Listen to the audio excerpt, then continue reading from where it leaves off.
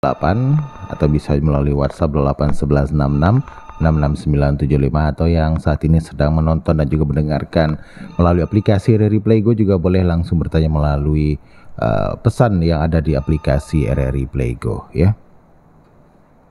Assalamualaikum.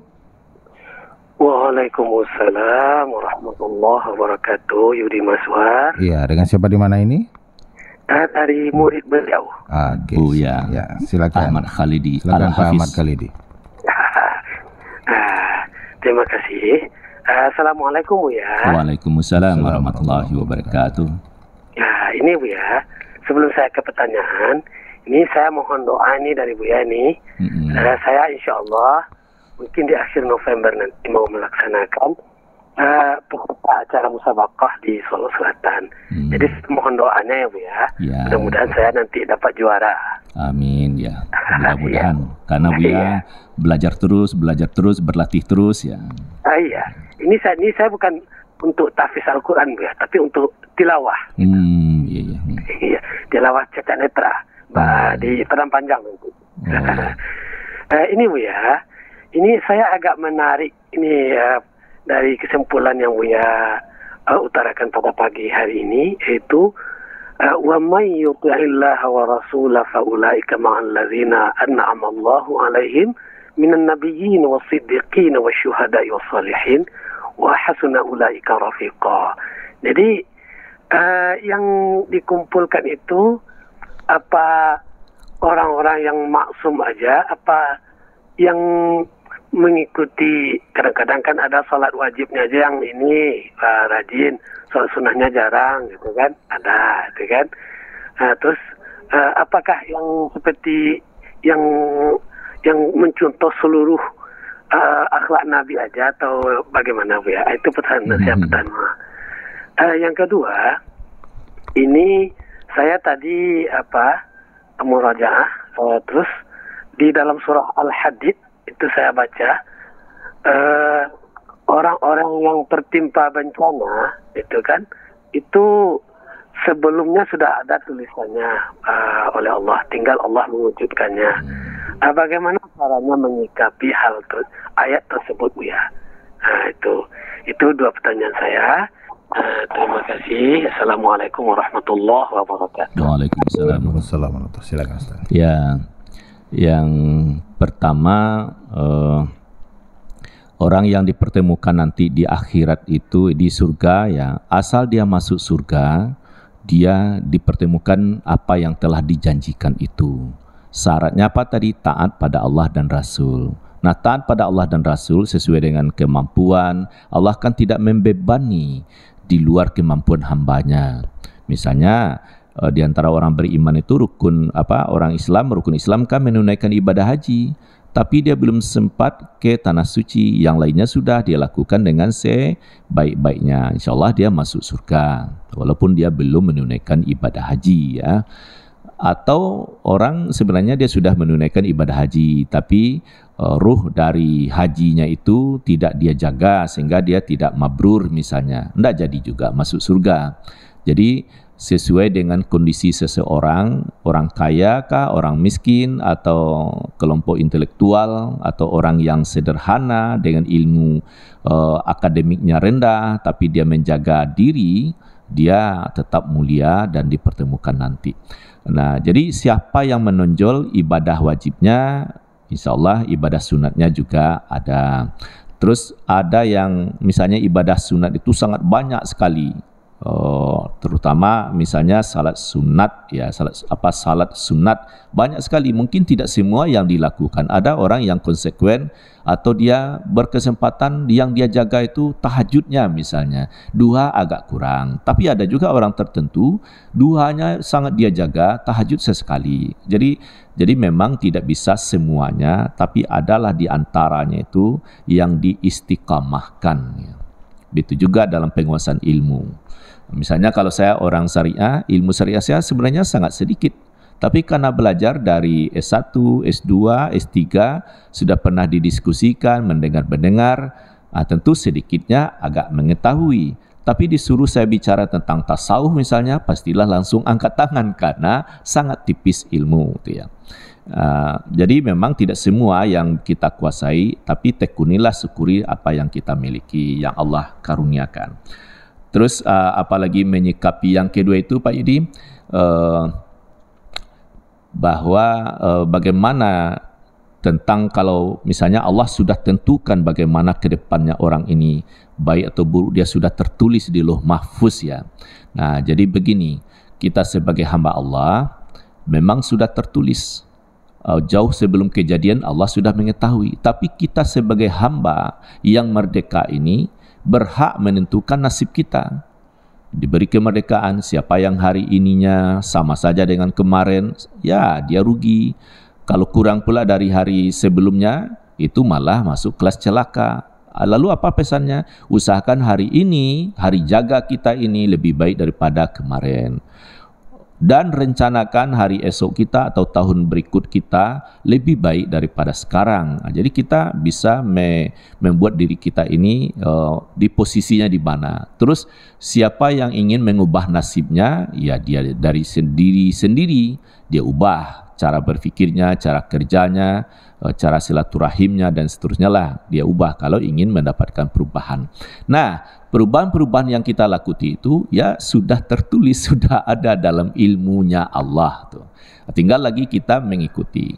Nah, jadi kalau misalnya, tapi jangan pula salah berpikir, mengapa jalan di tempat saja? Ini kan sudah ditentukan oleh Allah. Belum lahir sudah ditentukan soal nasib, iya, tapi jangan seperti itu, harus bekerja. Pokoknya bekerja, sebab nilai hambanya itu di atas perjuangannya. Saya kira itu Allah tidak pernah salah alamat kepada hambanya yang bersungguh-sungguh lalu dia tidak sukses. Bersungguh-sungguhnya di atas jalan kebenaran, pasti Allah antarkan pula dia di atas kemuliaan. Tapi kalau orang bermalas-malas, buruk sangka, berlaku kasar, yakinlah kemuliaan tidak akan pernah ada pada dirinya. Masa Allah berikan pula kemuliaan kepada orang bermalas-malas, orang yang jahat, kecuali dia bertaubat. Nah, kira-kira seperti itu. Iya, baik pendengar, silakan yang masih ingin bergabung di line telepon 0751 812 878. Assalamualaikum. Waalaikumsalam warahmatullahi wabarakatuh. Iya, dengan siapa di mana? Bu Nur di Simpang Gia, silakan. Oh ya, Bu Nur. Ini Pak D yang di luar tema Pak D. Ini yang saya tanyakan ini Pak D. Saya kan selalu berdoa atas penyakit saya ini Pak D. Misalnya saya yang Tuhanku sembuhkanlah kanker kolon. Jika aku salat berjamaah ke masjid. Jadi apa itu salah doa saya tu? Setiap saya salat saya berdoa kayak gitu Pak Ade. Jadi apakah salah doa saya itu Pak Ade? Dan saya minta sembuhkan dari segala penyakit dan diangkat penyakit saya. Itu aja Pak Ade. Jawabannya saya tunggu ya Pak Ade. Assalamualaikum warahmatullahi wabarakatuh. Waalaikumsalam warahmatullahi wabarakatuh. Ya, karena Ibu Nur ini semangat agamanya sangat bagus. Boleh saja doanya itu dilanjutkan, boleh juga diubah cara berdoa. Karena misalnya Nabi Ayub ya sakit sekian lama, sakitnya tidak ringan. Tapi dia dalam sakit itu kalau diikuti, dia tidak meminta kesembuhan. Kalaupun minta kepada Allah supaya lidah dan hatinya tetaplah dalam baik-baik, supaya dia bisa berzikir, selalu bersyukur, lalu ingat pada Allah. Tapi sedangkan bagian badan dirinya sudah begitu sakit, menderita, tidak dikeluh kesahkan. Tapi ya namanya secara manusiawi pasti kita ingin, dan bahkan kita juga disuruh sebenarnya berjuang untuk sembuh. Tapi begini Bu Nur, pendapat saya, jadi begini, orang yang sakit tidak kuat untuk ke masjid, sedangkan dia waktu sehat walafiat, dia sudah konsekuen, sudah istiqamah, selalu berupaya hadir di masjid, terutama salat berjamaah. Lalu Allah uji dia sakit, hatinya ingin selalu ke masjid, maka pahala atau keutamaan ke masjid itu mengalir kepada orang yang Allah uji dengan sakit tersebut. Inilah keistimewaan orang sakit.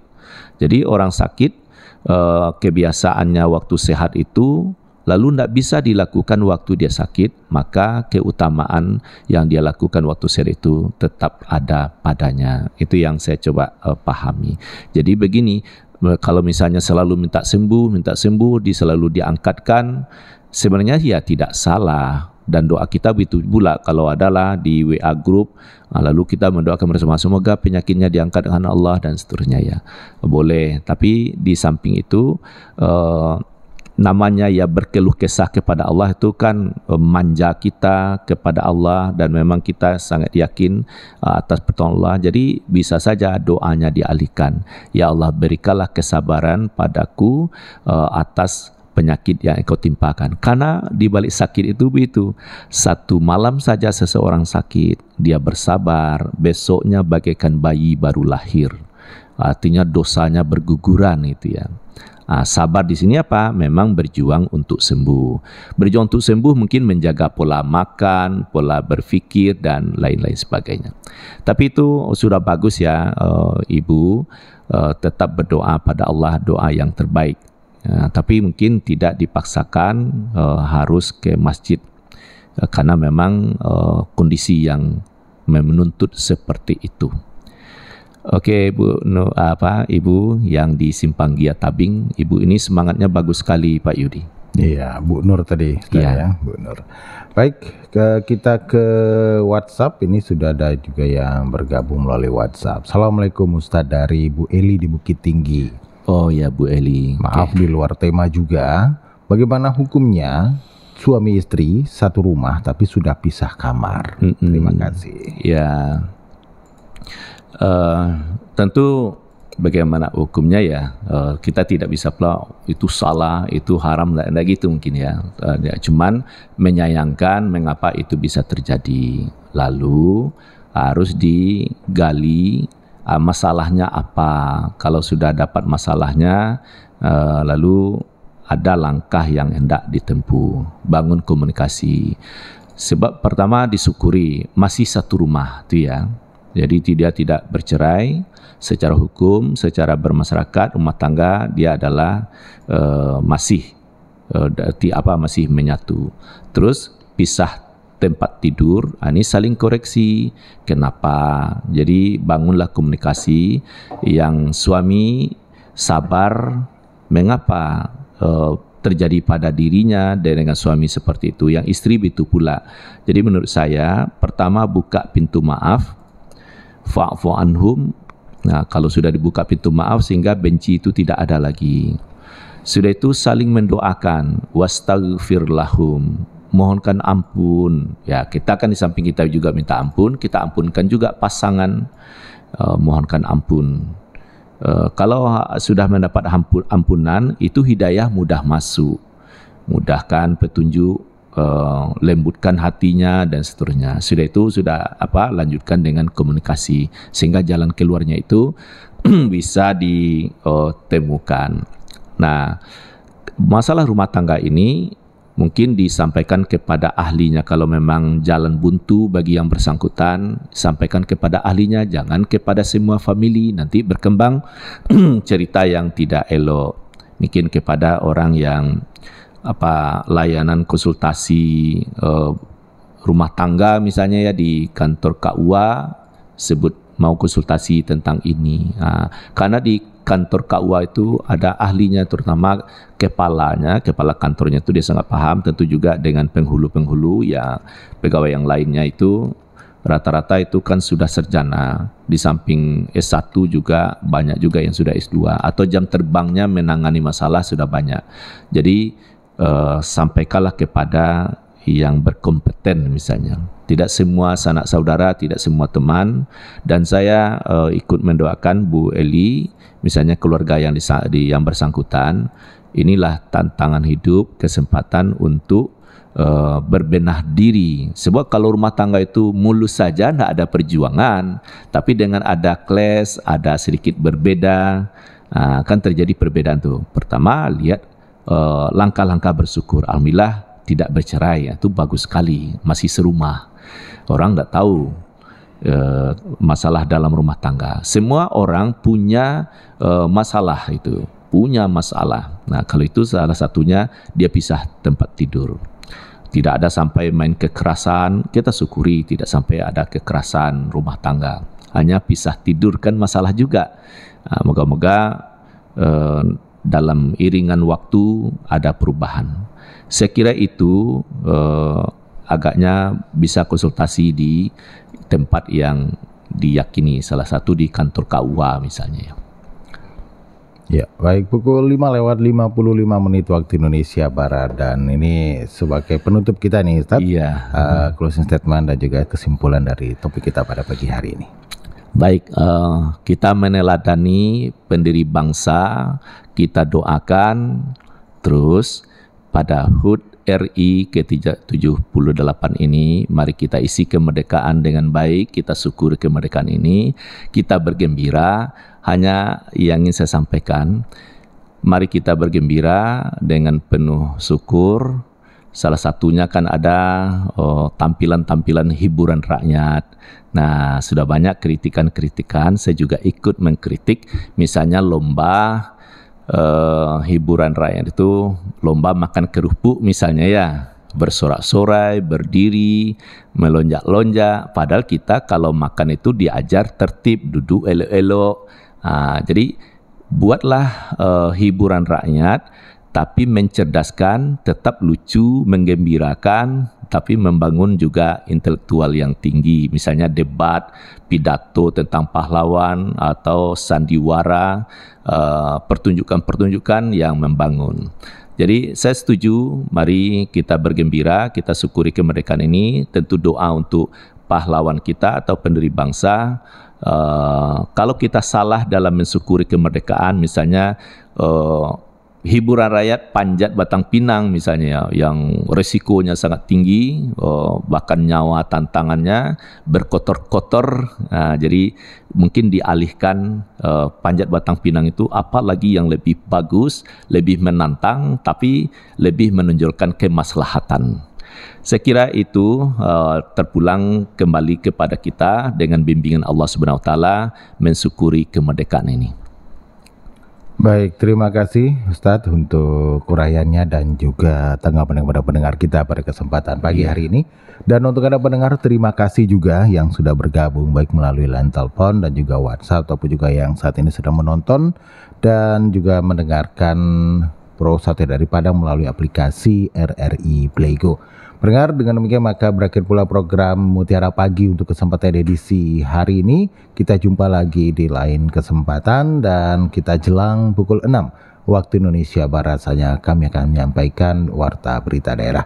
Saya Yudi Masa beserta Ustadz kita di kesempatan pagi hari ini ada Ustadz Dr. Haji Firdaus MHI pamit dari Ruang Negara. Dan terima kasih banyak atas perhatian Anda. Banyak maaf. Assalamualaikum warahmatullahi wabarakatuh. Waalaikumsalam warahmatullahi wabarakatuh.